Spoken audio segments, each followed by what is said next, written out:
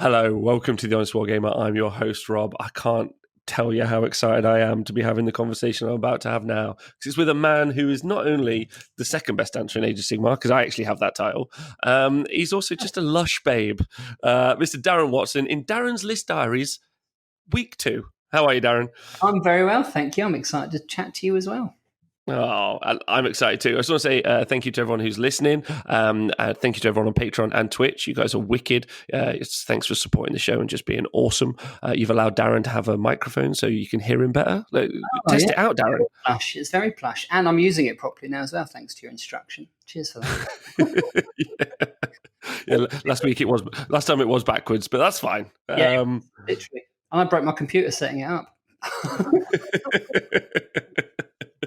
So if you didn't join us last time, Darren's List Diaries is where Darren he has so many lists bounding around his head some days that he needs. It's a bit like a pea that you hold in, and if you just say that again, they're better out than in.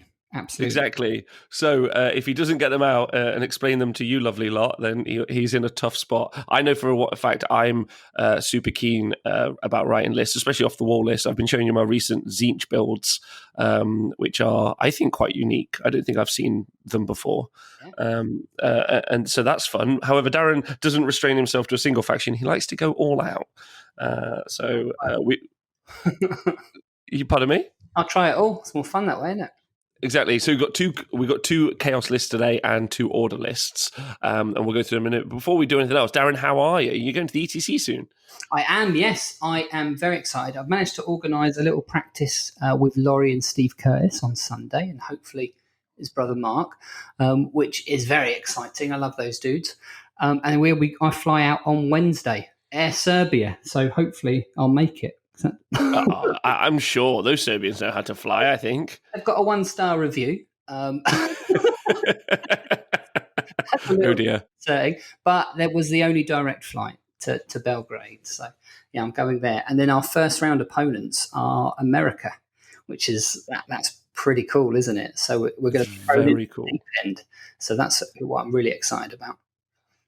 There's some big names. The winner of Adepticon's in that team. Bill Sousa, the Ghoul King himself. Yeah.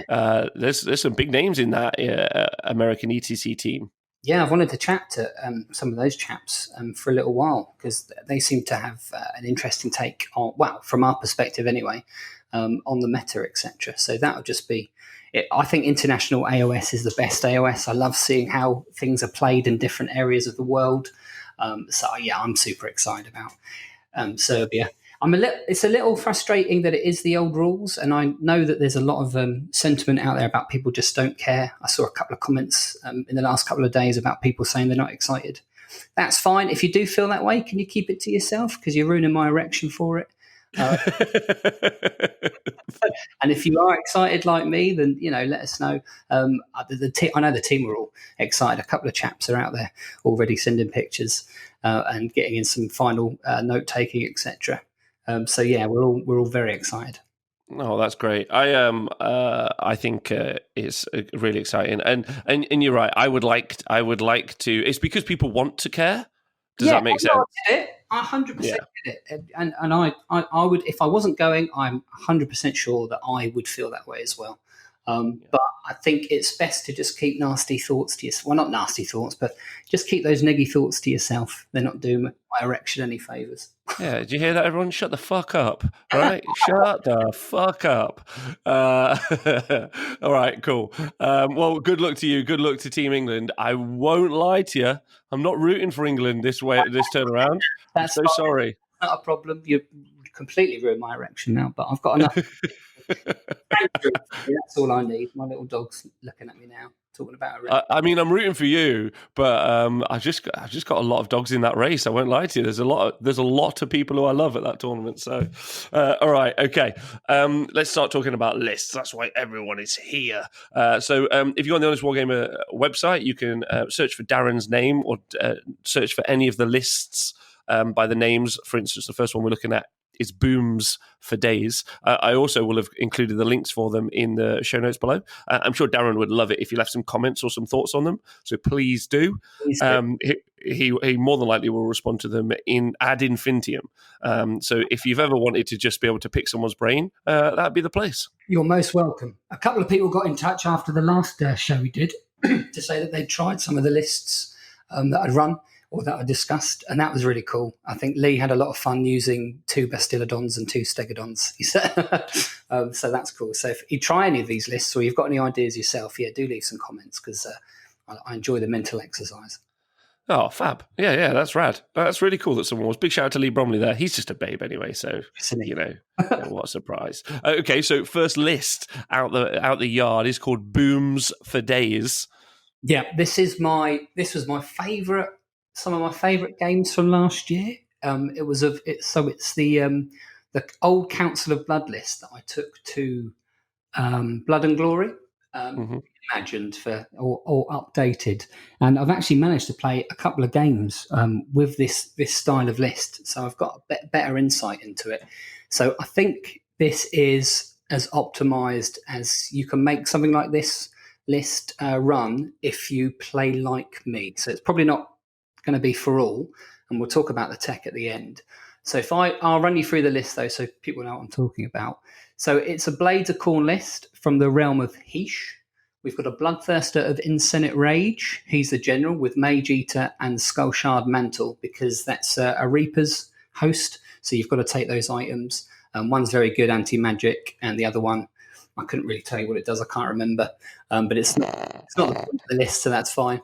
And then I've got another 2 Bloodthirsters of Incenate Rage, and then a Bloodthirster of Unfettered Fury with the Crimson Crown.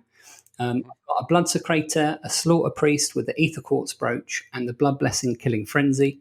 Then there are 2 Blood Warrior 5s, 2 10s of Blood Reavers, a Gore Pilgrims, and a Tyrants of Blood. So, and then there's another. Go on. You're also down 50 points for a command point, right? Yeah, that's going to mention that as well. So you've got a free command point. Baby. So one of the things, the premise of this is, I just want to boom as much as possible. The Bloodthirst of Incenate Rage, if they roll a 6 to wound, they'll do up to 4 mortal wounds to everything within 8 inches. So how do you maximize that? I ran one at Blood and Glory last year, and he was doing some work. And now, because thanks to a little points drop on the Bloodthirsters of Incenate Rage, you can fit 4 Bloodthirsters into your list quite happily. Other people have done that before. They include Scarbrand, etc. But he doesn't boom with range. That's what I want. I want booms. You want all of the rage. I want all the booms. Yeah, exactly. I just want to upset people by taking off all their toys in as soon as possible. And in a single stroke of a Bloodthirster's axe. Yeah, one glorious turn. I just want it all to be done. And this army hopefully potentially can do it. It's done it a couple of times actually. So it's for me it's just a great deal of fun. So you can fit 3 Incident Rage. I did try originally 4 Bloodthirsters of Incident Rage, but there are 2. There are things out there that can go first, right? There are Locusts of Diversion from Slanesh can stop you going before you boom and then you die. You've got the Fire Slayers that can go first in that lodge. You've got Feck, obviously. They can only go first when they charge now, can't they? So that's true, isn't it? But still, I'll still want to be able to go before you can. So you, rather than having 4 Bloodthirsters of Incident Rage, I wonder how many times I'm going to say Incident Rage. I wonder. I keep as I keep hearing it, I'm like, are we doing this right? Incensant Rage. We so should have Googled it before we started, but I enjoy it anyway. Isn't it? Yeah, fuck it. There's also a Bloodthirster of Unfettered Fury because his command ability allows you to pile in 6.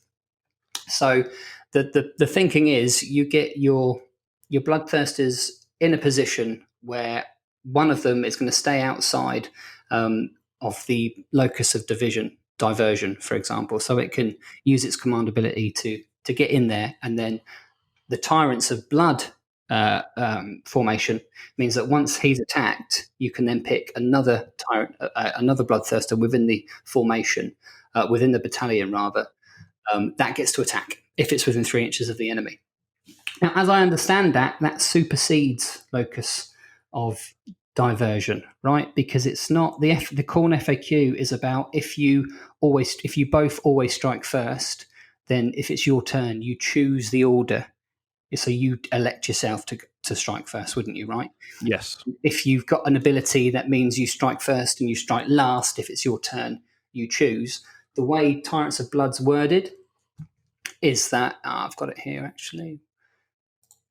So it says, after a model from this battalion has fought in the combat phase for the first time, you can pick another model from the same battalion that's not yet fought in the combat phase within 3 inches of the enemy units. That model fights immediately. So I'm assuming that supersedes that, right? So it does. It wouldn't the other way around, but it does this way around. Yes.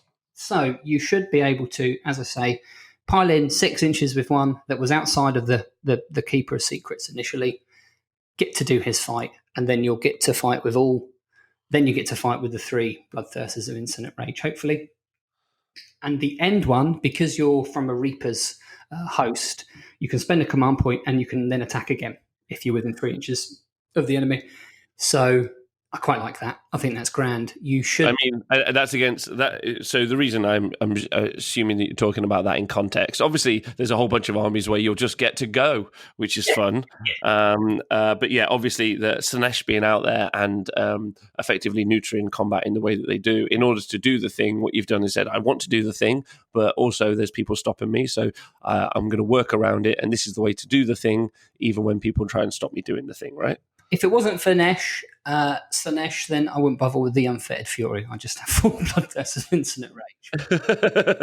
I want them to take them off in a turn. I want to take them off in a turn.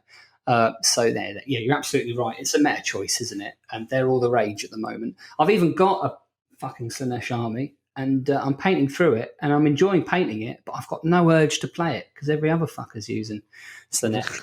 So it's not interesting for you at the minute. It's not that it's not interesting. It was interesting when the book came out. I read it and I thought, this is glorious. It's such a good. It's an enjoyable. It was an enjoyable tome to read. The possibilities were endless.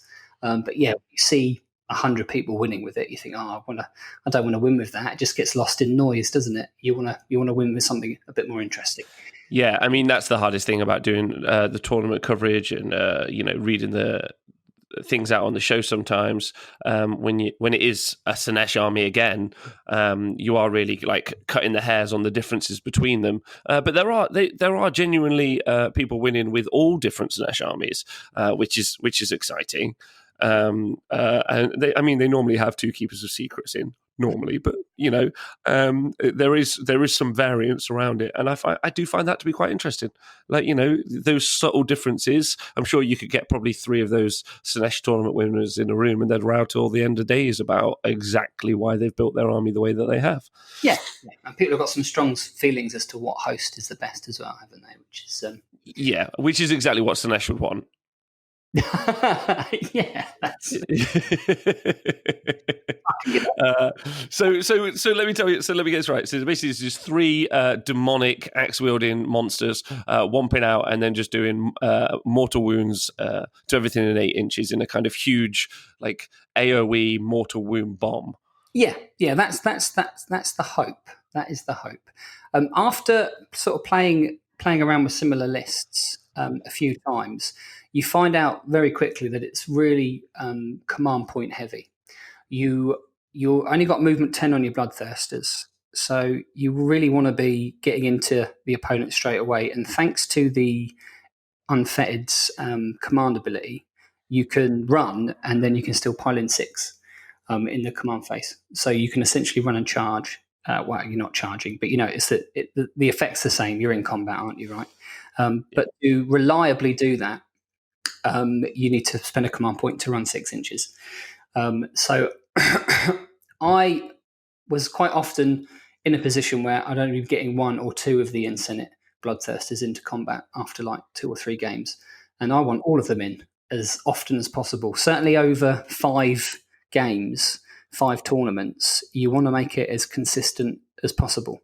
Hmm. When I'm building a list. Consistency being key, right? Yeah, I'll hark on about this because it's worth reiterating. I know Alex will love this from fiction. Um, Consistency wins tournaments. Knowing that you can do something or having a plan and knowing that it's very likely to go ahead, that's what I want when you feel in control, right? When you're in that game, and you have to make less risky plays. So, and you've got a better understanding of your outs if you can rely on things. So over five games, I want to be able to get all three of those bloodthirsters doing their booms as often as possible, because that I think will increase my win rates, my chance at a 5-0 or a 6-0, depending on what tournament you're going to. Might also increase the piece as well. No, it won't. But yeah, I can't mirror that feeling enough. It's all about consistency. Like, if you guys ever want to go back and listen to the show I did with both Vince and Tom from Warhammer Weekly, about what makes an army competitive, and more often than not, consistency is what you tend to see in a lot of the kind of key top players, and what they design for. There is a counterplay that you just try and fuck with them, because they're normally cagey players as opposed to balls out players, but they post more consistent results because of that. So, for example, he doesn't run into. I've played him several times now, and he never runs in. He always keeps himself until he can see when he's going for the throat, and then he'll do it.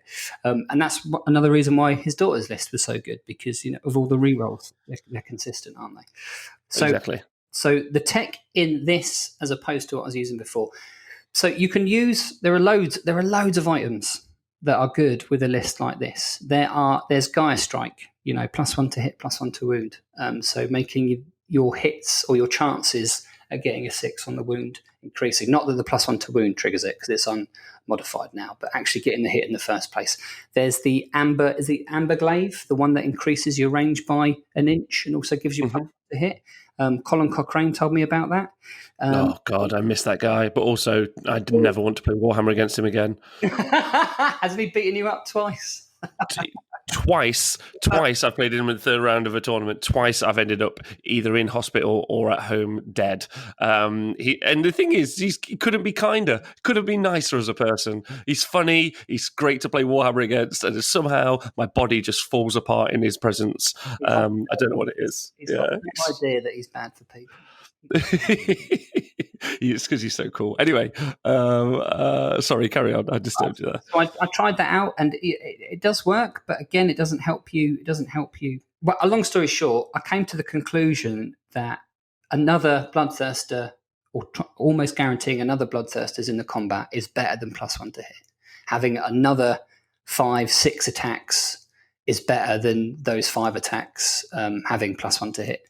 So the items that I've gone for are the Crimson Crown, which allows the Bloodthirster of Unfettered Fury to use a command ability on his profile for free. So he can use his ability that allows you to pile in 6 inches for free. So you're not spending a command point on that. And then the Ether Quartz Brooch, which you'll see in 90% of the lists that I write, because it's my favourite item. Again, every time you expend a command point on a 5+, you get another one. So there are already 3 from the battalions and the one that you've paid for, 4 for turning up. You've got one for free with the Bloodthirster of Unfettered Fury. I'm not 100% sure if that counts as being spent, and then you can roll a 5+ on it. I haven't been doing it just in case, but then you may be able to do that. But you should be rolling 4 dice, and for every 5+, you're going to get another command point that you can spend. So you're going to be able to run all 4 of those Bloodthirsters, and importantly, the Blood Secretor, because the Blood Secretor is only movement 4. So the reason that's in the Gore Pilgrim will allow you to add 8 inches to the range of the Blood Secretor's banner, or totem, or whatever you want to call it. So it goes from 16 to 24 inches as long as the Slaughter Priest is within 8 inches of him. So that means that all those Bloodthirsters of Incensant Rage are getting an additional attack, right? And you don't want to be, because they're so swift, you don't want to be too far out. So it's important that what I was finding is I couldn't run my if my blood secretor rolled a 2, for example, then I'm not getting those attacks. So I feel that this is the best way of getting all those buggers where you want them to be. It would be full combo. It would be a Bloodthirster with 6 attacks, hitting on 4s, rerolling 1s because it's a demon in a Blades of Khorne list. So you're looking at 3 to 4 hits, let's say. So you've got a 50% chance of getting a 6 right to do the boom. Mm-hmm. And you've got another Bloodthirster will be doing that. And then the Slaughter Priest has got the Prayer Killing Frenzy. So the one that you want to attack twice with using the Reaper command ability will be having 6 attacks twice, hitting on 3s, rerolling 1s. So you're getting 6, 7 opportunities at boom. On average, you'll get 2 to 3 booms. Doesn't sound like a lot, but everything within 8 inches taking 4 mortal wounds is going to... The magic number there is 2, because 8 mortal wounds to everything within 8 inches, right, is taking out those support characters. Yes, absolutely. Even if they've got that 5-up ignore damage save, which you can find on. I'm specifically thinking Skaven, or even little bloody web spinner shamans. You want to get rid of those little buggers? Let me tell you, or Scragrot. So yeah, being able to do the damage to them is great. Fuck them up. Again, if you can take out when I'm playing games, I want to think of ways that I can get to my opponent's support pieces as quick as possible. Armies without support die quicker, do less damage, and so that's the premise. And you can then deal with the troops later. Take out if you can get to the support. On a similar token, if you're fighting against me, try and keep your support pieces because it will frustrate me. Try and keep them safe. So at 4 wounds, you do 4 mortal wounds to everything within 8 inches, right? On the unmodified attack wound roll of a 6. Which is huge. Yeah. So for me, I've tried a couple of lists now in this regard. That's a 2-drop list. You've got talk about the other pieces as well. So 2 Blood Warriors and 2 Blood Reaver units. You keep them like that, so you're maximizing your Blood Tithe points. Blood Tithe points are super useful. Obviously, you can make a unit charge, you can move a unit, etc. You can fight in the combat phase. So that's really grand. And I think this will be absolutely fine against Slaanesh. I think that would be that would be a good fight. It's not a walkover, and you'd have to pay a lot of attention to your deployment and your movement. Because once your opponent's savvy to it, obviously they're going to do everything they can to prevent that. Yes, absolutely. But that's a good fight there. That gives you a chance. The meta right now is, what would you say, Slaanesh, and then there's an emergence of shooting lists to deal with that. So I would agree there. I mean, number one, I would say if anyone's interested in any way, shape, or form, I like this list a lot because whether or not it is top tier competitive, it's fun, and I don't mean that in the kind of like like just running a shitty army is fun and being there. What I mean is like. There's nothing worse than having like 2-up saves and then rolling a bunch of 1s, or doing abilities that work on 2s, but then you roll 1s. Slaanesh is a good example. But what is really fun is building armies that have things that proc or activate on a variety of 6s. Because sometimes, so you're right, like normally it'll be like 1 to 2 6s that you're going to do, but sometimes you're just going to roll 4 or 5 6s. Glorious. Yeah. And then and no one, and the guy that's rolling his 2-up is never going to get that feeling. He's never going to go, do you know what I just did? I nuked the earth. Like I split the Roma battle board table with my Bloodthirster. So, I love that list, and I love lists like that because they do things like that for me. And he's livid when he rolls that 1 as well, isn't he? So that's building lists so like you get upset when you roll a 1, or building lists that you get excited when you roll 6s. And whether or not you're looking to win tournaments or not, I think that's a fun list to do that sort of activation. I know as well, if I get 1 6 on that and it goes boom, I'm going to be jumping about and letting everyone in the room know that I'm fucking hard as fuck. So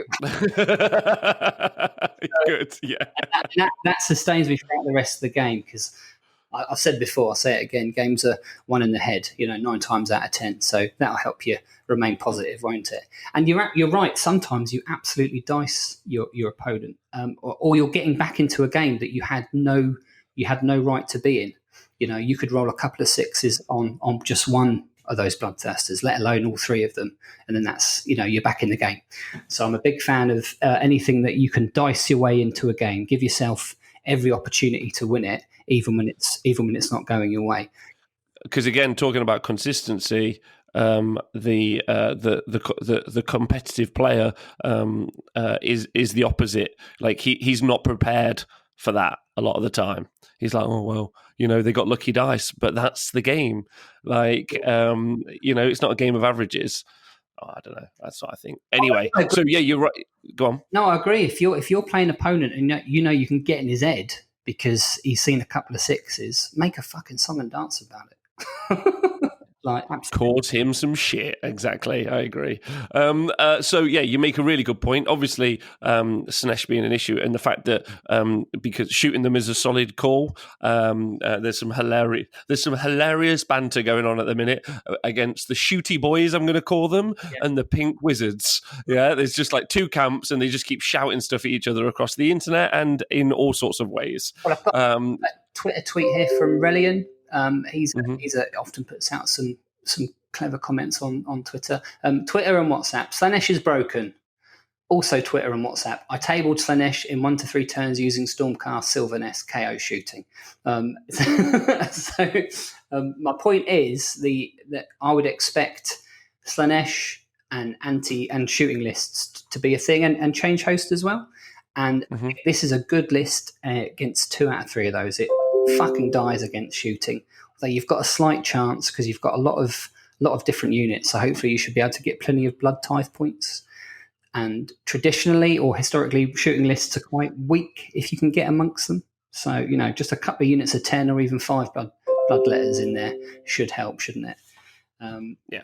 Absolutely. But so, yeah, like you said, so I think, to be honest, Darren, if there's a group of guys that want to be shot and a group of guys that want to shoot them, I think we need to enter the third player into the room, player B. Player B? Player C? Or C, yeah, the third. I'm arguing that one of those two armies of the previous ones aren't even players, but we'll ignore that. Who's the third one in the room? This is the devil's three-way. The threesome that you don't want.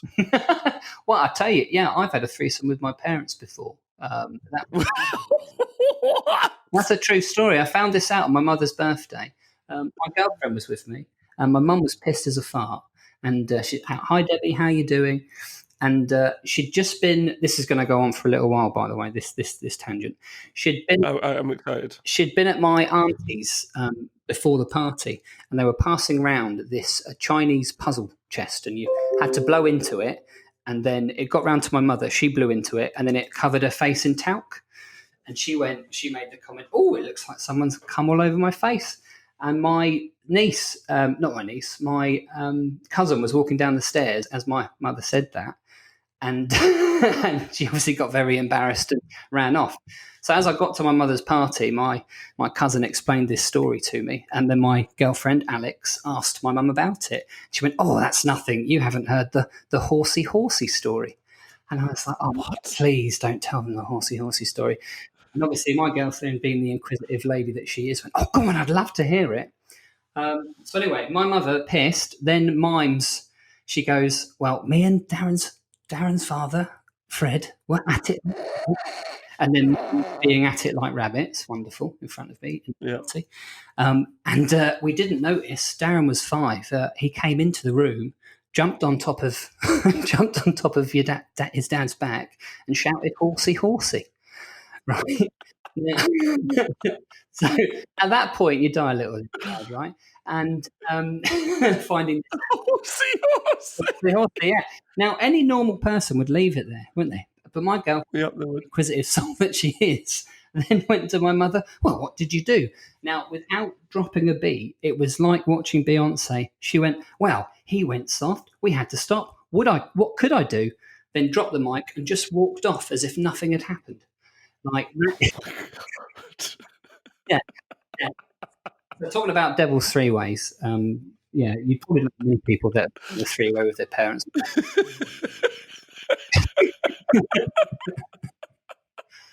Horsey! Oh my god! Yeah, I know. Yeah, hashtag horsey horsey. Fuck's sake.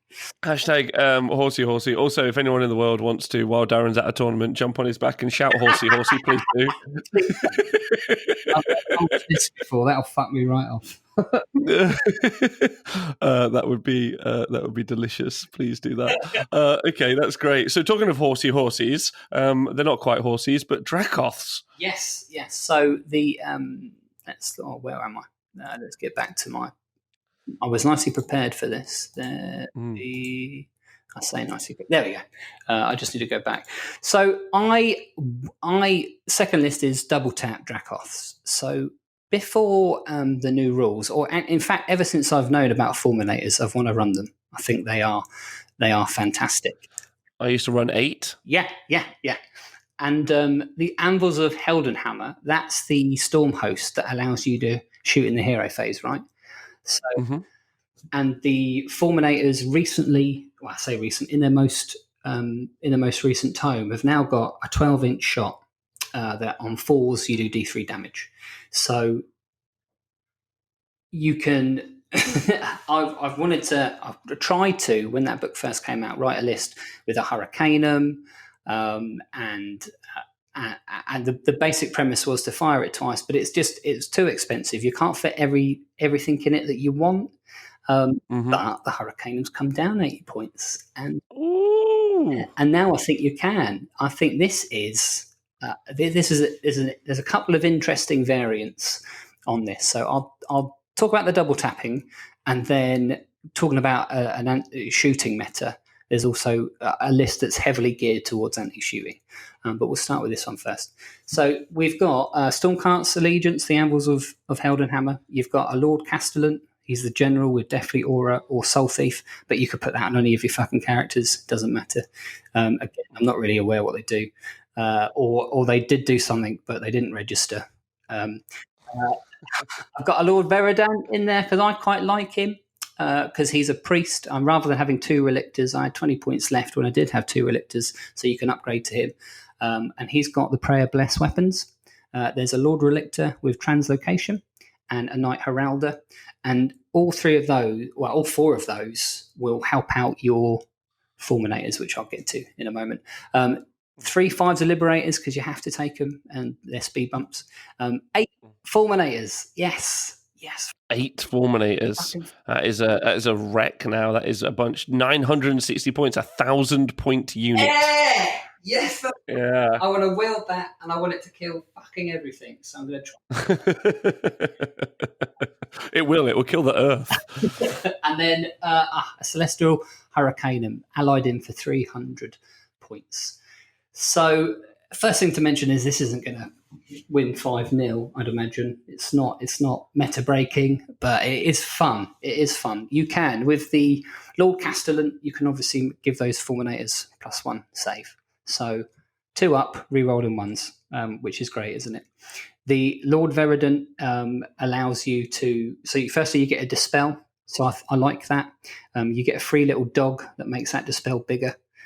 So I quite like that, but also that's important because you can summon him when you deploy, and you can fuck him off to your backfield to stop people being sneaky. So it's a really cheap way of protecting your backfield. So I really rate him for the extra 20 points. He's got an extra wound over the Relictor, I think. He's got that ability, and he can still use a Prayer Bless weapons. The Fulminator's attack, their ranged attack, has a hit roll. So Bless Weapons works on that. So every 6 that you roll gives you another hit, essentially. And their ability, every time you roll a hit, you do D3 mortal wounds from that ranged attack. So that's 8 shots, falls to hit. Any 6s do 2 hits. So that's lovely, isn't it? The Lord Relictor is in there with Translocation so that you can move that unit about, hopefully. But it's pretty swift anyway. And then the Knight Heralder will allow you to run and charge that unit of 8 Fulminators if you do fuck up the Translocation and you want to get in there as quick as possible. Or it will allow you to retreat and still charge later on. You don't want an 8 fucking man unit of Fulminators bogged down in combat. So no, but they will absolutely blow themselves out of combat with no issues, in my opinion. Not necessarily from the. The Fulminators are so much better on the charge, which is what you're referencing, right? Yeah. But they still they still just dish out the attacks. And the shooting, if you let them do a shooting attack where they're right next to the opponent, oh dear God, it's horrible. But tagging's a thing, isn't it? So yeah, that's true. I think that Knight Herald is super, super important to the list. The speed bumps are there to protect your characters from an alpha, and they'll hold your backfield, etc. There's nothing exciting there. And obviously, the Hurricanum makes those Fulminators hit on 3s with their shooting attack at range. So you should be. You could take D3 mortal wounds on damn terrain so that you're rerolling 1s, for example. You should be 8 attacks, 3s to hit, any 6s do double, and you could be rerolling 1s. I think that's how damn terrain works. It's been a little while since I played. So I would suggest you're doing between 7 to 6 D3 mortal wounds. You could one-shot a Keeper of Secrets with that. That's super relevant, isn't it? Very relevant, yeah. That's a lot of mortal wounds. It's Anvil and Heldenhammer, so for a command point, you can do it in the hero phase. Hooray! Oh, so good. It only your friendly hero phase, though. Oh, yeah, of course. But you can Lord Relictor transfer. No, of course. We've all played Age of Sigmar. No, of course. No, you're right, sorry. But so you could, full combo, you could teleport that unit, shoot it again, charge with it. There's a lot of potential to do. And obviously, on the charge, it just fucking wrecks face, doesn't it? Certainly if it's got plus on armor save, it's not dying anytime soon. And with less weapons on them, they should absolutely blow apart anything that they charge. And of course, and Anvils lets you fight in the hero phase as well if you don't want to shoot. So if you are in combat, you can in the hero phase, and you've got a chance to kill them and get rid of them. You can do that, can't you? So you've got the choice of fighting in combat or shooting them, depending on what you want to do. And then I think the Fulminators shooting and the Hurricanum certainly that will more than likely take out a Keeper in one go. So that's really relevant. Against shooting lists, of course, they're Fulminators, so they've got a 2-up save, rerolling 1s against shooters. So anyone's going to have a tough time removing that unit. Certainly if the Lord Castellan's managed to get his buff off on the unit, that's a 1-up save against shooting, rerolling 1s. Yeah, so even Ren 1s is still going to be 2-ups, rerolling 1s, and even Ren 2 is going to be 3-ups, rerolling 1s, so it's like so fucking unbelievably hard. Like Bone Splitters as they are at the minute, I know obviously there's a book coming, but they'll just the Fulminators will just stand there, be like, rain dice on me till the end of time. What else? The quality shooting that you're going to see from the Kharadron Overlords, for example, is gonna still struggle in my opinion. You're still you're not taking out all 8 of those. Well, probably Gary Percival's going to find a way of doing it, isn't he? He'll disagree with me there, but I don't think you're able to get with some clever deployment kill all of them in one go. So like I say, it's not meta defining, but I just at some point I want to do 16 mortal wounds twice in a game. And also, who doesn't want to who doesn't want to jump on their dad's back and shout "Ride 'em, cowboy" during a threesome? Yeah.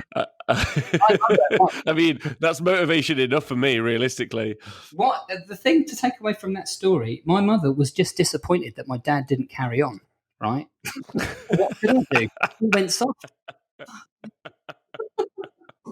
Devastating. Which is what will happen to the Fulminators if you don't let them run in charge. All right. No, I like that. And I think Fulminators, that +1 to save against shooting has been, on a 3-up base save model, has been a big deal since they came out. Mm-hmm. Obviously there's a lot of mortal wounds in the game at the minute. That's generally an issue. But they're fast as hell, just like you said, and they do a bunch of mortal wounds back in return. And in combat, they kick it. So, really solid. Good shout. It's in one basket, but I love lists like that, to be fair. Yeah, they are really fun. You can you can skew it really hard. So this is probably better for a team list, the next variant of that. So it's the same premise. It's loads of Fulminators. But if you get rid of the ability to shoot in the hero phase and fight in the hero phase, etc., you can just have a generic Stormcast list. So you can have Staunch Defender. So you're even less likely to die to shooting because you're your Fulminators will then have a 1-up, re-rolling ones. So just to touch on this briefly, the alternate list with the shooting is a Lord Cestalent on Dracoth, because you really want him to be alive. He's the chap with Staunch Defender, and you can either go for the Mirror Shield or Ignac's Scales if you're worried about mortal wounds, or -1 to hit, Griff, Feather, Charm, etc. But whatever you're normally fighting, tech that to try and keep him alive as much as possible, because everyone near him with Staunch Defender is going to get +1 to save. He himself has got a 3-up save, so that'll be a 2-up save, and he also rerolls ones because of his shield. So he's like a mini Fulminator. Well, I say mini Fulminator. He's a Fulminator on crack, isn't he? He is. You give him the Thundercaller so that you can his shooting attack is similar, just like Fulminators. He's got one. Thundercaller adds 4 inches to that, so it's a 16-inch range. Pick a point within 16 inches. Everything that's within 2 inches, I think, I can't remember, but everything that's in a certain distance on a 4+ takes D3 mortal wounds. So he's a little bit of AoE. I quite like him.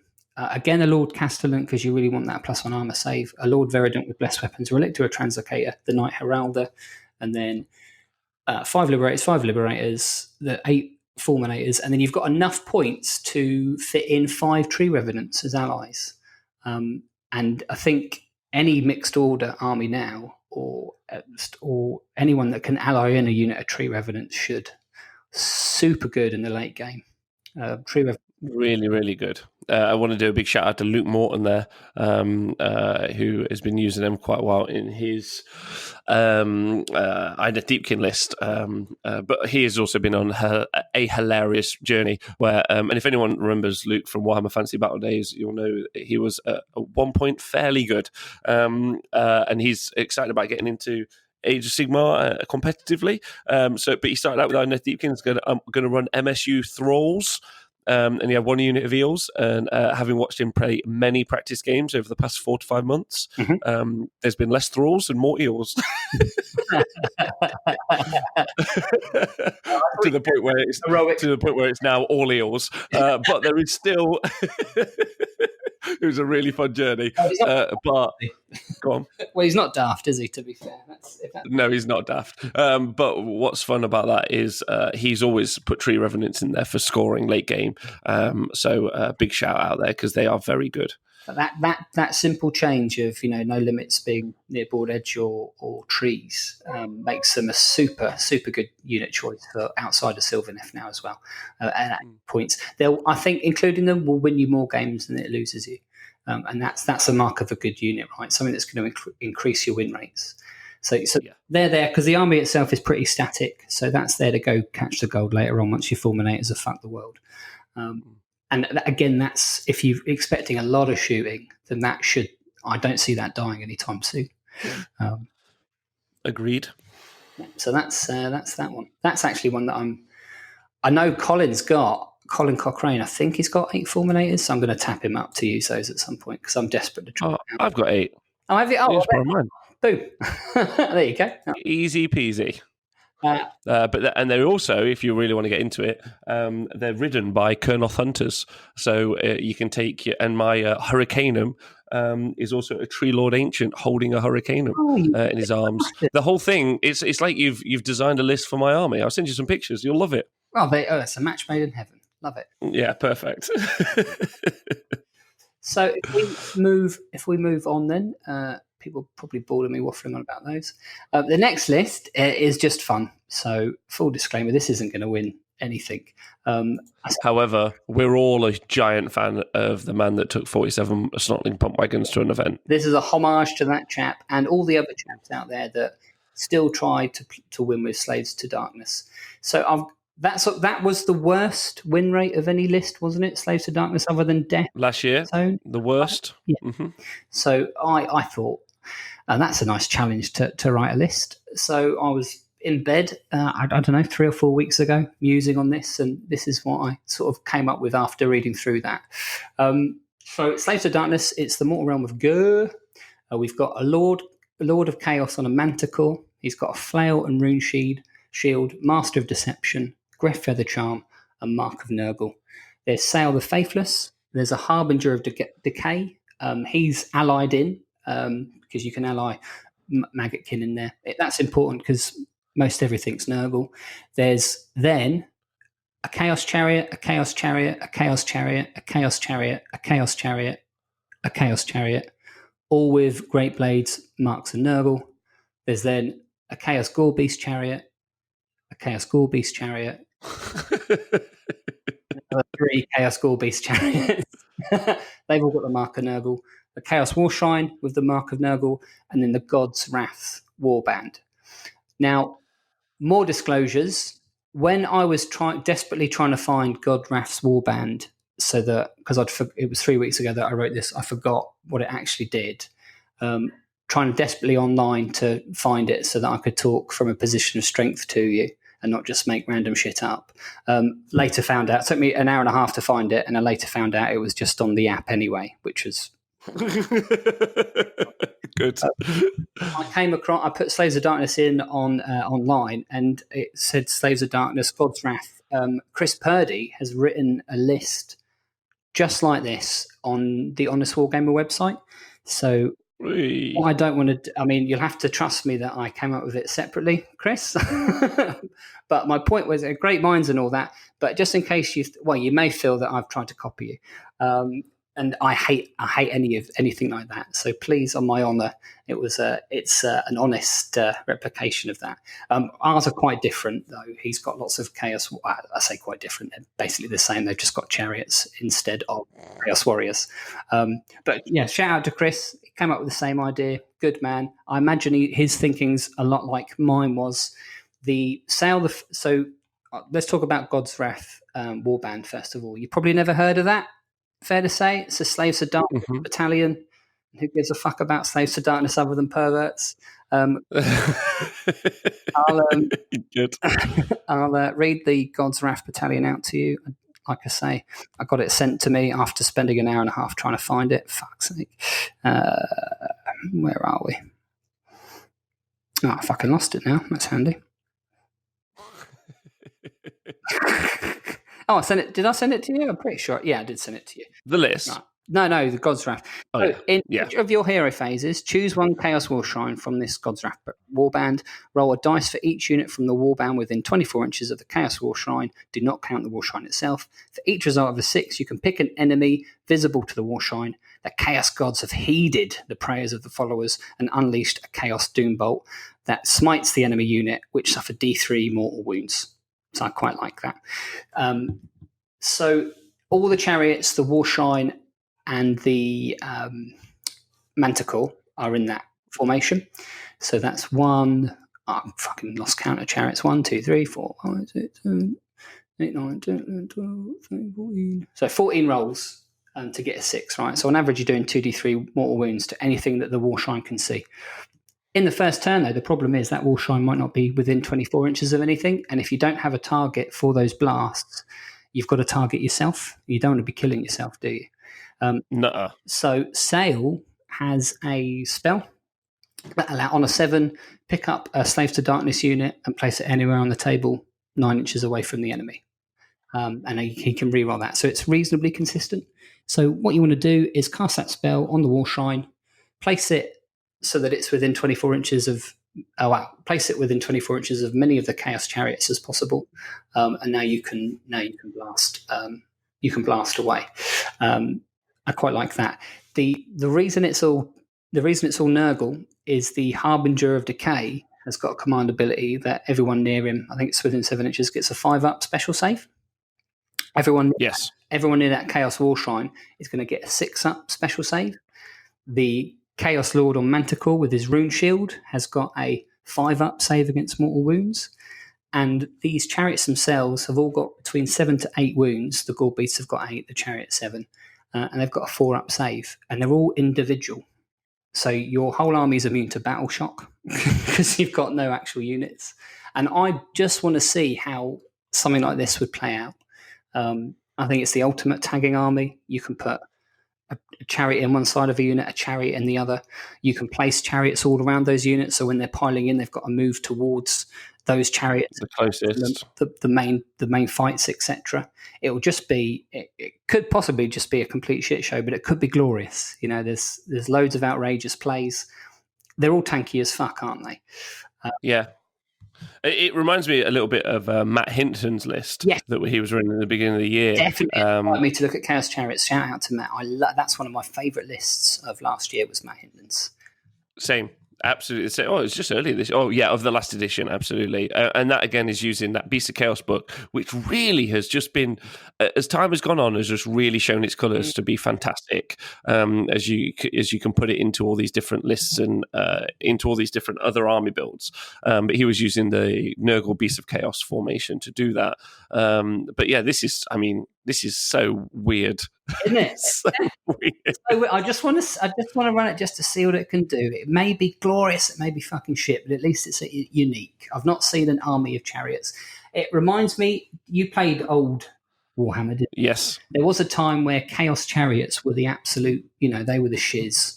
People were just taking armies of Chaos Chariots and ruining people's days. And I then took an army of Terrorgeists, undead Terrorgeists, to scream them off. That was my anti-chariot list. But for a time, they were destroying things. So I'm sure there are some people out there that will have fuck tons of chariots that might be able to do this. If you do, let me know. I'd love to borrow your chariots to try it. Give me your chariots to try. Yes, absolutely. I like the Chaos Manticore as a choice as well. So it's not something you often see, but Master of Deception in Slaves to Darkness is -1 to hit in combat. The Griffeather Charm is -1 to hit combat or shooting. So he's -2 to hit in combat. The Rune Shield gives him a 5-up save against mortal wounds. Being Nurgle gives him a 3-up save. And because it's Slaves to Darkness, everyone within 7 inches of him rerolls 1s to wound. So this army is going to trickle damage out over time. It's not like 8 Fulminators fucking the world. It's like a Saturday Night Finger, isn't it? Getting you ready for it.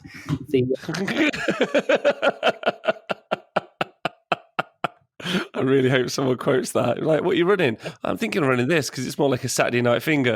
I was like, oh, good, yeah, solid. That's a plan. He's not going anywhere. I think I'm not sure. Someone run the math on it. I'm sure. I think he could probably take a couple of swings from a Keeper of Secrets. Maybe not the killer. Maybe not the killy Keeper of Secrets. But his attack profiles aren't amazing, but they'll get a bloody nose back. So also when the Gore Chariots, when they charge in, everyone within 2 inches on a 6 takes a mortal wound, and that happens at the end of the charge phase, and you've got 6 of them. So you should be doing quite a bit of damage to, say, Demonettes, for example, when they all charge in. Also, Locus of Diversion, it's only going to stop 1 or 2 of these chariots, right? If you've charged in with 6, then they're all going to get to do some damage. And like I say, they're tanky as fuck. 4-up, 5-up, 6-up. There is, let me see, did I put it down here? Yeah, 127 wounds with the minimum 4-up save, 5-up, 6-up. Depending on how good you are with your movement, keeping that harbinger of decay near everything. But that's a fun list, isn't it? It's a very fun list in my opinion.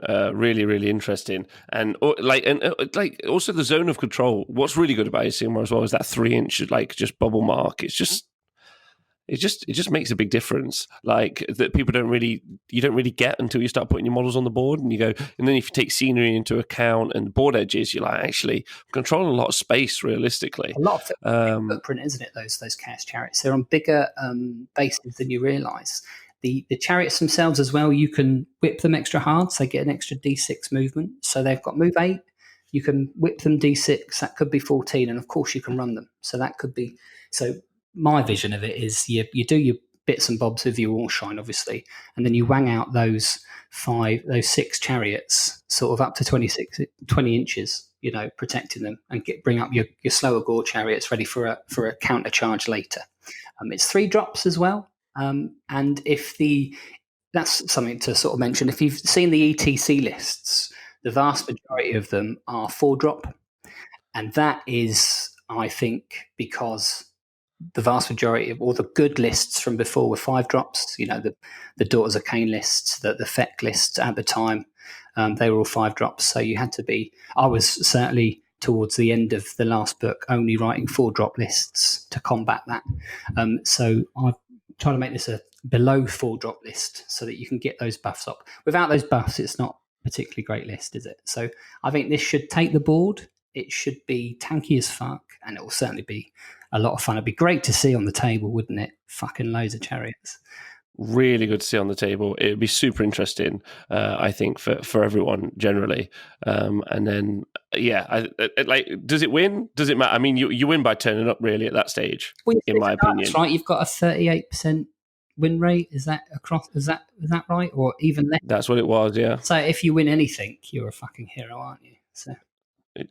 Yeah, exactly. And I'd be very much excited to see something like that. We were all like, the internet was aflutter when we saw the Snotling pump wagons, and that's it. Like, that's what we're good at doing as a group, is innovating really, and making the game be interesting for all of us. So I'd like to see more of that in the future. I won't lie. Sort of list that I would take if I ever managed to get out to Oz. I've been offered a couple of times to free tournament tickets and a place to stay, so I just need flights. So if I ever manage to get enough, because I'll do it before I die. I've got to go to Oz and play some fucking games because it looks nuts. This is the kind of list that I'd love to run. Yeah, they are the bee's knees as people. I won't lie to you. Yeah, really fun. I assume they'd prefer this kind of thing there than me just bringing Slanesh or anything like that. So.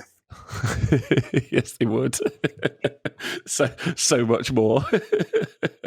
But that's not to speak for everyone in the country, obviously, gentlemen. Before we, they've got their own great content producers and crew who can speak for them. So you should check those guys out. A variety of people: Heralds of War, The Coach, Dwellers, obviously, and don't forget we've got our own Australian on the show, Mr. Dan Sway, who you can always go and check out at any point. Not come across any Australian content I don't like. I think they're just sound of mind, aren't they? You know. Oh my god! I'm going to send you some very not safe for work videos later. But yeah, what was I going? I've lost my own train of thought there, like an idiot. Yeah, Darren, it's been wicked talking to you. Thank you very much. But before we go, we've got another quick little, well, not a quick, but just another topic that you want to touch on, and I'm all ears now, ready to rock. Well, we've missed my. I've got another list. If you don't, or is it? Are we? What the hell? Did I miss one? Yeah, Dreicher's Glorious Hands. Oh, bloody hell, I'm so sorry. In fact, everyone scratch back that. Ignore that part. I'll edit it out, I promise. That's a lie. I can't wait. There's a small conversation coming later and another list. This is actually the bonus round. Thank you for continuing listening. It's been for the patrons, right? That's what Yeah, here we go. So, Dreicher's Glorious Hands. I'm sorry, another list. What is in this list? This is the one that I'm most excited about. Again, it's not going to be meta defining, but I'm super excited to try it. So I was always a big fan of Dreicher. She was in my first ever tournament list. I loved her AoE. I loved Dreicher and the Celestant Prime. That combo was devastating. Sometimes you just fucking killed everything, and as we've already established, I love that. Doing a turn, and then her new iteration, the new book, is bonkers. It's really good. She can do 20 attacks at range that do mortal wounds on 6s. It's forced to hit. It's 3s to wound, -1 rend. So it's not shit. And she moves 9 inches, and it's got an 18-inch range. It's got a 27-inch threat range. That's great. My trouble is I don't like the Sylvaneth. I don't like the Sylvaneth book. Nothing in there particularly excites me. But that's fine. There's fucking loads of stuff that I do like. You're not going to like it all. But I'm not particularly interested in running Sylvaneth. But where I think she'll be very good is Mixed Order, which has had a fuck ton of buffs, hasn't it? Yeah. And there's an old chap that I used to really like, and Chris Myhill used to run all the time to loads of effect, which is the Lawmaster, which... he's 140 points, and he's got a spell called Hand of Glory. Is that? Yep. It is Hands of Glory, isn't it? It is so handy. It's so much glory. Wow. It allows you to pick a model, close by. I think it's cast on a 5. Let me just get it up. Cast on a 5, pick a unit within 18 inches until the next hero phase. Reroll all failed hit rolls and all wound rolls for that model. Okay, so that's 20 shots that hit on 4s. So it's safe to assume half of those are going to miss. So that's 10, that's an additional 10 attacks basically. So that's 30. That's 30 dice that can do mortal wounds on 6s. So it's an average of 5 mortal wounds straight off the bat on a 5+. On top of that, you'll get another 10 hits that are wounding on 3s with rerolls. So you're getting 8 to 7 wounding hits minus 1 rend. That's glorious, isn't it? That can with a bit of luck, and some black sun dice, because I've been diced by those fuckers so many times. That can one shot a keeper of Slanesh. I think that's wonderful. So that's the starting point of this list. I've got 2 on your website that I'd really like to try, but as you know, from the previous one, I always start at some point, and then try to build a list to support that idea as much as possible. So I'll take you through a couple here. So firstly, I've got in the list an assassin. This is what we discussed before. An assassin with the legendary fighter and the dimensional blade, and he's the general. I've got an ether chemist, a lawmaster, Drycher. Then there's 10 arcanauts with 3 light hooks, 10 free guild archers, 10 free guild archers, 12 sky wardens with 4 guns and 4 drill cannons, 5 chameleon skinks, a celestial hurricanum, and a hellstrom rocket battery. And this is very geared towards fighting Slanesh. The trouble with Slanesh is with a shooting army, it's pretty easy to kill all the keepers of secrets. But the trouble with them is those shitty little characters at the back that are then respawning everything in. Does that make sense? It is. Yeah, absolutely. And even if you kill 2 keepers, that's actually enough to priority points for them to bring on a spare keeper.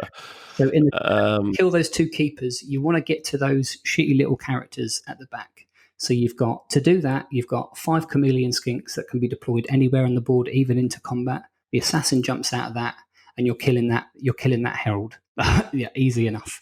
The chameleons themselves are on 6s to wound. They do damage 3 to demons. So they might even pop a character on their own. And they've got a 16-inch range with 10 shots. Near the Hurricane, and they're hitting on 2s, for example. But there's also a Hellstrom rocket battery there to also, because you need to be able to kill more than one of those shitty little characters. So the Hellstrom rocket battery, it's another target for the Lawmaster as well. If Drycher's fucked off and she's no longer within range of the Lawmaster can cast his spell on the Hellstrom rocket battery. And then, of course, you've got the Celestial Hurricanum to give Drycher +1 to hit. So now you're hitting on 3s rather than 4s. Importantly, the Lawmaster's spell is worded the old way. So you reroll successful hits. You add modifiers after hits. So you're still going to be taking 1s to 3s out and rerolling them again. So you've got more chances at mortals. So you're still going to be rolling 30 dice, but you should be getting off that 20 hits, if that makes sense. So that's 15 hits rather than 10, wounding on 3s with rerolls. So you're looking at 12 to 13 wounding hits minus 1 rend. Your ears bleeding. That is good. That is good. That's a dead keeper, and that's just from Drycher. She's fucking glorious. So Drycher's killed one. The 12 Sky Wardens with their 4 drill cannons and their volley guns and their lack of girlfriends, they will kill the other keeper of secrets. I'm pretty confident of that. And then I think between the assassin jumping out the chameleon skinks and the rocket battery near the Hurricanum, you've got a good chance, or a much better chance than you had before, of getting those shitty little characters at the back. Potentially you're killing them all in one go. I think this list beats Nesh hard if it gets a double turn, because there's nothing that's gonna. They've got no way they can escape anything. And interestingly enough, in Total Commitment, another reason I like Chameleon Skinks, I didn't touch on it before, they've got to start on the board, but Chameleon Skinks can come off the board in your hero phase or your movement phase, I can't remember, and then the next turn they can come on. So even in Total Commitment, you can still get to the backfield with your Chameleon Skinks and your Assassin combo. I think that's quite handy as well. I think that's really good. The 10 free guild archers will just give you space if you, I mean, there's a lot of drops here, right? So you do need to be able to defend from an alpha. But luckily enough, the new missions don't really, they're not really about alpha so much, are they, anymore? So you get a bit of breathing space. Yes, people aren't necessarily geared towards it. I would agree with you absolutely, and with like the propensity for like there being even less like one drop armies than there ever was. There really are only a few armies that can do it well at all now. And all of the alphas that do exist are combat orientated alphas, and normally non-flying combat orientated alphas. So, I mean, obviously, Thermal Rider Cloak on a Keeper of Secrets is something to watch out for, as is Idoneth Deepkin. That they're all kind of like big threats always, but I think the archers do a great job of clearing that out. A lot like my favorite unit currently of Age of Sigmar, the Untamed Beast from Warcry. Yeah. I don't see them being other than like auto include in a ton of different lists. Yeah. Because I can spend 70 to 140 points of just clearing out space to make sure I don't get alphaed by some of the most obvious top tier armies that you're seeing at the minute. It just be more and more important, aren't they? So, certainly, if change host is a thing.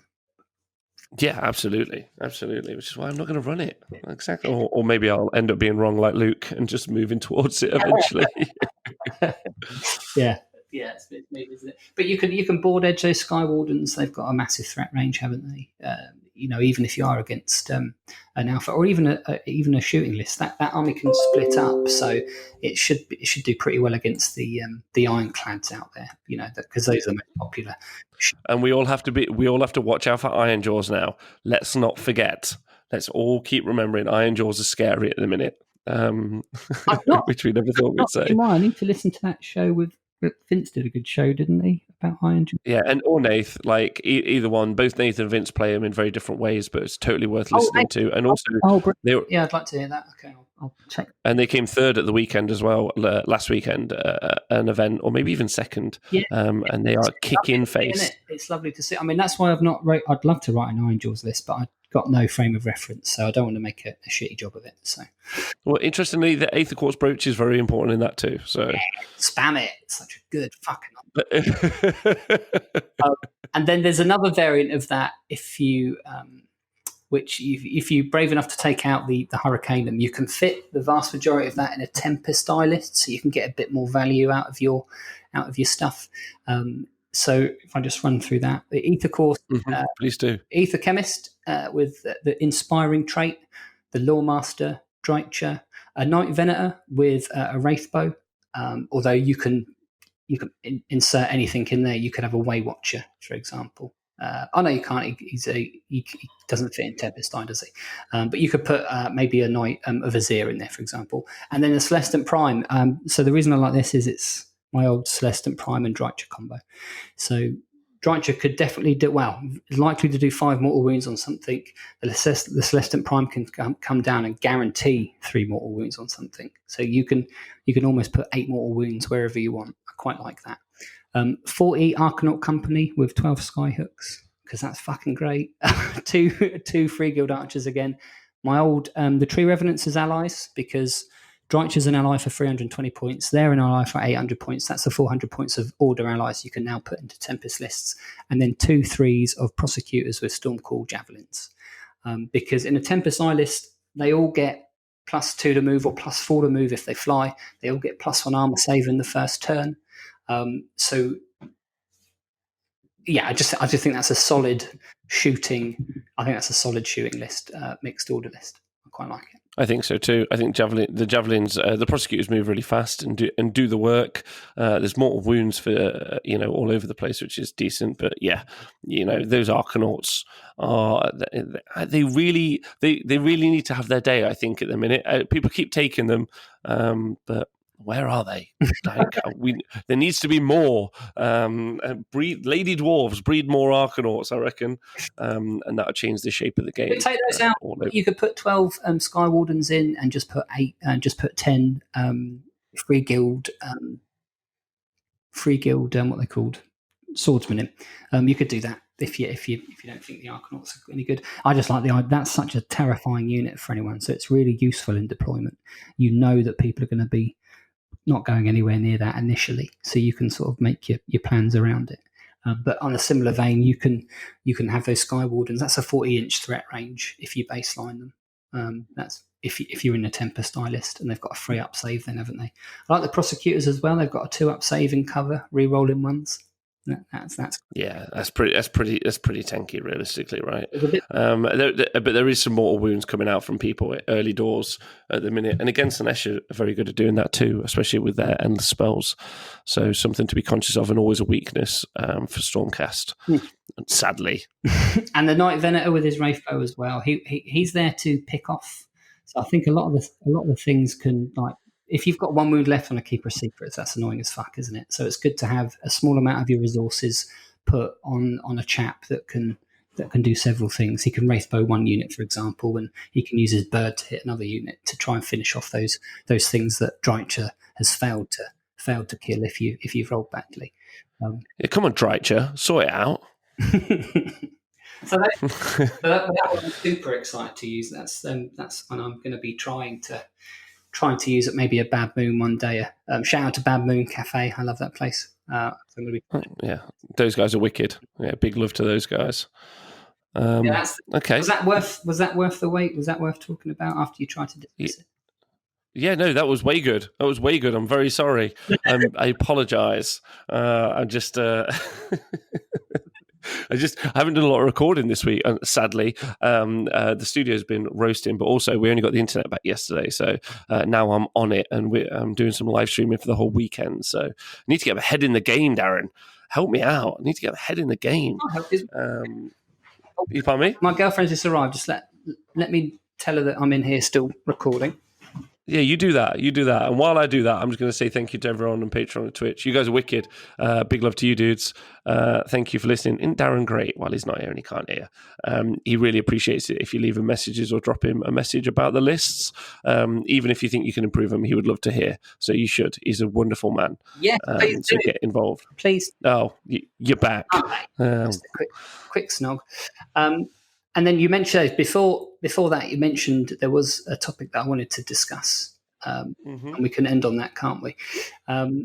So I just want to talk about power creep. So a lot of these lists aren't meta defining, but there are very much some very, very strong lists out there at the moment.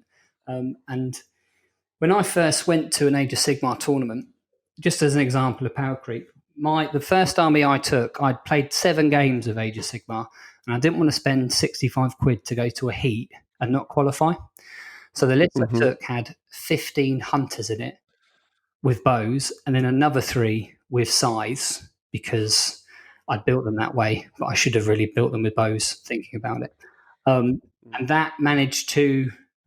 the only person I didn't... I'd lost the last game against Ben Curry, but he had Storm... What's that? Skyborn Slayers was a list that he had.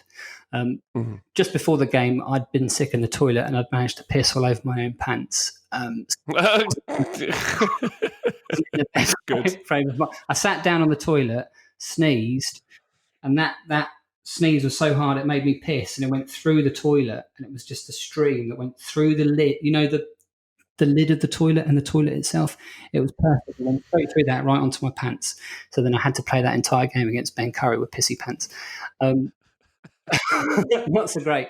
But that list... There's so many stories. That list had killed 20 of the Scythe dudes. They were really good at the time. What they called protectors. Yeah. So it killed 20 of those in 2 turns. But I ran out of batteries. It's quite funny reading Ben's Twitter feed. Getting slaughtered, turn 5 of 1. I was not expecting this. Yeah. Even in his, he was quite kind in his, he did a podcast back then. And he mentioned that, be kind. He mentioned that it was one of the hardest lists he'd seen. I was quite pleased with that because it was my first tournament. So that was quite nice. But now you can take up to 24 hunters that re-roll that get re-rolls. So they re-roll all to hits. I don't want to talk about that too much because it's not. Wow, it's just. But my point is, when you're going, it's because you don't want to encourage it, do you? You don't want to encourage it. I don't want to encourage it. People are just starting to use it, so you want people to get. I get a fair crack at it before people start slagging it. But my point is, if you're Well, it's okay. If you would like to hear what I think of exactly that list, you could listen to the Silverleth review show by the Honest Wargamer, where we just pointed at that artifact and was like, "This, you're just going to surround." And then I said, "Surely it'll be FAQ'd," and then it wasn't. And then I went, "Well, there you go then." So, if you give people the opportunity, they will take it. Well, yeah, exactly. So if you're gearing up for a competitive tournament nowadays, that's a sort of power level that you've got to be sort of gearing up to fight. So you have to be able to deal with lists that good at what they do. That's the final sort of point that I want to put out there. So when I'm trying to, these lists are all quite fun, but I don't think they have the same power level of those kind of lists. So don't be trying these at any tournaments and expecting to come first. But I'm going to give it a try because I enjoy a challenge. But yeah, I just wanted to just talk about that power creep is immense, isn't it? That is scary stuff, right? Yeah, it's a huge amount. I mean, the rerolls is mind-boggling why that would be okay. Truth be told, but it also like I'm the very first tournament I ever won in under General's Handbook that wasn't in ye olde community-driven points was 12 hunters in one block, 3 Hurricanums and some Glade Guard and a couple of Griffhounds. That you're that guy. Yeah, I was that guy. It's because I talked about Hurricanums for literally like a year on the Bravery One podcast, and then I was like, I'm just gonna have to fucking take him, Nath. I was just round with him for ages. I was like, so I just built 3, which is why my Tree Lord Ancients are carrying Hurricanum parts around with them. Yeah, and it just 2,000 points every scenario. Every scenario was a win.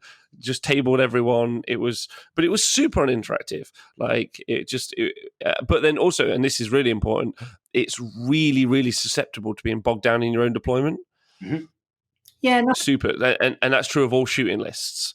So shooting plus mobility is good. Shooting but stagnant is weak, which is why you saw the Free Peoples who had arguably good shooting, mid-range shooting. But they never did particularly well. It's just because they didn't have the movement on top of it, and that's true for most armies. I think 80. Pardon me? Tree evidence. Pop a couple of those, and you missed all the shooting lists, and I think that solves that issue. Yeah. So we're going from shooting dragons to shooting Keeper of Secrets. Is that correct? Yeah, I think so. Yeah. That's the bar at the moment, isn't it? I think when you're designing lists, they've got to be good against Nesh. Change host, and they've got to be able to take on polarized shooting lists 100%. And of course, fire slayers to a lesser extent. They're a bit too static, I feel. I think I'd be quite comfortable playing them, but they're certainly a conversation, aren't they? They're certainly a consideration. And I would agree. Different how it was 6 months ago, so that's exciting. I like it. Yeah, very different. I mean, we're still waiting for people to take shooting, so not that different. Big shout out to Crom over in Oz, leading the way for a long time, and I know that there are other people out there as well who've been doing the same. So I'm on your side. Don't get me wrong. Yeah. Like it's an exciting future for me. I want to take a bunch. I've got those bloodthirsters. I might just go smash some 6s and explode some. If you get all 3 of them, all 4 of them to attack in a row, please record it. I'd love to see it. And then just ask your opponent what it was like to get many boomed. Yeah. How many booms did you do? If anyone tries anything out today, please let me know. Please let me know if Drycha kills a Keeper of Secrets. Please let me know if you get 5 fucking booms. Please, that sort of shit gets me pumped. I'll make sure to include Darren's Twitter in the Facebook post. In the show notes as well. So that'd be good. Darren, thanks very much for being on the show. My pleasure. Thank you. You're a wonderful man. Good luck at the ETC. Good luck to Team England. Good luck to all the teams. Realistically, I'm an impartial third party. I plan on doing a little vlog. Is it a vlog where you video yourself? So, yeah, bruv. I think I might do that, throughout the event if people care. Yeah, I do. Okay. So please do. Okay, cool. I'll do it. All right, sweet. All right, well, thank you very much. Like I say, if you've enjoyed this, please let us know. Drop us a message, give it a share, let other people hear some cool lists out there in the world. We'll see you guys soon. Don't forget to stay hydrated and look after yourselves. Goodbye. Bye.